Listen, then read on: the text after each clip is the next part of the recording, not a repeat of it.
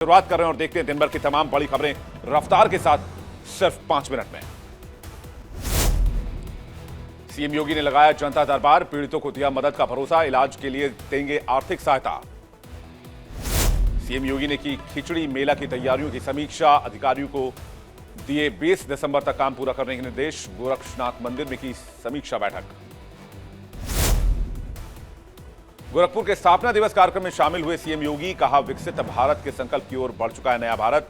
भारत आगे बढ़ेगा तो यूपी भी बढ़ेगा। राजनाथ सिंह ने किया मसूरी का दौरा, लाल बहादुर शास्त्री नेशनल अकादमी के कार्यक्रम में शामिल 2025 बैच के ऑफिसर्स ट्रेनी के साथ खिंचवाई तस्वीरें। राजनाथ सिंह ने मसूरी में की ऑपरेशन सिंदूर की चर्चा, कहा हमारी सेना ने आतंकी शिविरों को नष्ट किया, उग्र नहीं थी हमारी प्रतिक्रिया। कर्नाटक संकट की अटकलों पर लगा ब्रेक, सीएम सिद्धारमैया ने की प्रेस कॉन्फ्रेंस, कहा हमारे बीच कोई मतभेद नहीं है।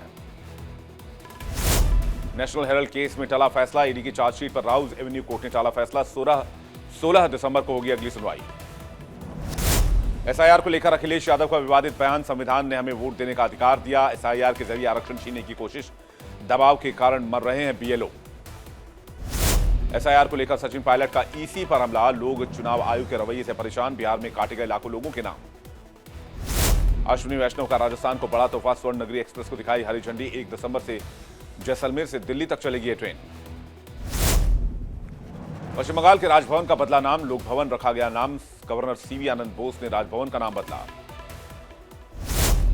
गैंगस्टर अनमोल बिश्नोई की कस्टडी बढ़ी, एनआईए मुख्यालय ने 7 दिन तक बढ़ाई न्यायिक हिरासत, जान को खतरा बताते हुए दिया था आवेदन। दिल्ली ब्लास्ट में एनआईए की जांच में बड़ा खुलासा, अल-फलाह यूनिवर्सिटी बना टेरर हब, शाहीन के हॉस्टल रूम से 18 लाख कैश बरामद। दिल्ली ब्लास्ट मामले में बड़ी आरोपियों के रिमांड, पटियाला हाउस कोर्ट ने 10 दिन तक बढ़ाई एनआईए की रिमांड, एनआईए की हिरासत में रहेंगे सभी संदिग्ध आरोपी, पूछताछ रहेगी जारी। दिल्ली ब्लास्ट मामले में एनआईए का बड़ा एक्शन, उत्तराखंड में एनआईए ने की छापेमारी, हल्द्वानी से 2 संदिग्धों को हिरासत में लिया गया है।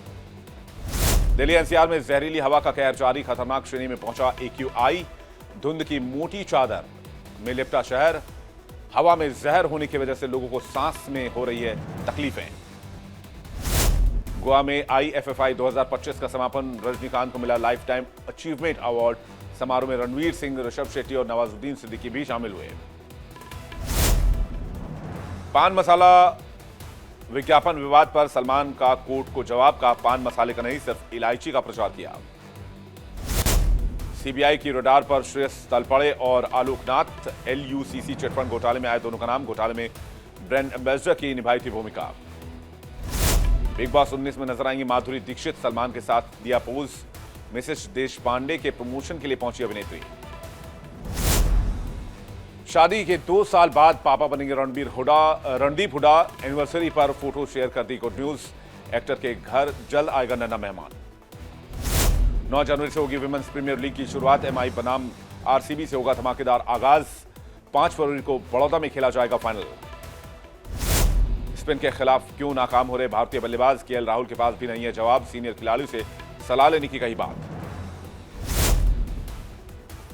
श्रीलंका में तितवा साइक्लोन का बड़ा कहर, बाढ़ लैंडस्लाइड में अब तक 69 लोगों की मौत, दक्षिण भारत की ओर बढ़ रहा है चक्रवात। रूस ने यूक्रेन पर किया भीषण हमला, ड्रोन और मिसाइलों से कीव में किया अटैक, भीषण हमले में कई लोग घायल।